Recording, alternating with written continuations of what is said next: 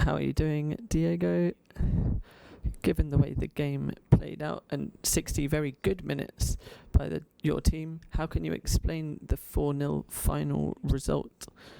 And do you think you could have done more from set pieces? First of all, the positives, as you say, are that we competed very well until the first Arsenal goal. After that, we could have defended better. They did very well and they got their goals. Of course, set pieces are so important in football, and it can be key in this competition because it can come down to fine margins in terms of taking a game in your control or not. And it's not down to bad luck, it's about mistakes. So they made the most of our mistakes, they took their chances, and all their big chances turned into goals. We could have scored with Julian Alvarez in the first half,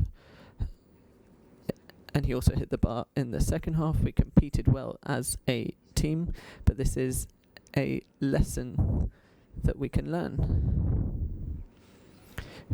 You have to be clinical, and in different phases of the game, these moments are key, and today they went against us.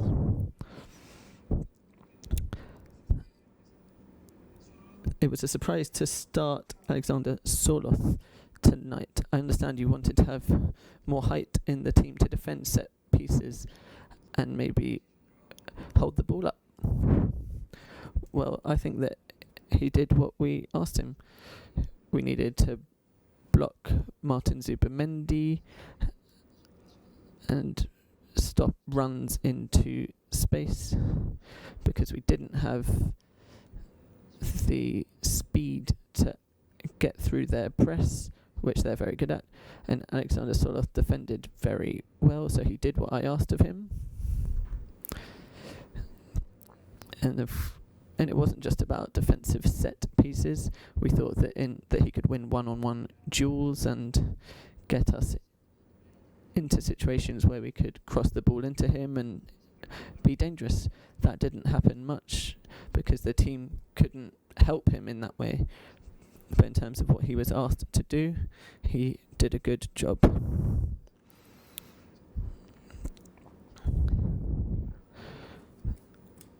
I imagine you'll analyse the game tonight, but I'd like to ask what happened in those 10 minutes, because it's very rare to see so many goals scored against Atletico like that.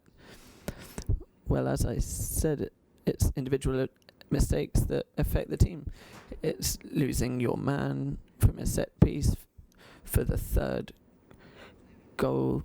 We were too weak and ended up conceding a goal from that, and it ended up going in off a deflection anyway. So these are small details that can turn the game in one team's favour.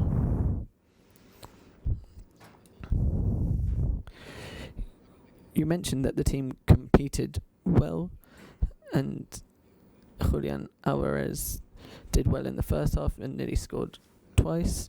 Besides the result and the period of time when you conceded those goals, can you take anything from tonight going forward? Could this be a turning point? Well, the game in Lisbon has nothing to do with the game tonight. That's what Benfica did that day is completely different.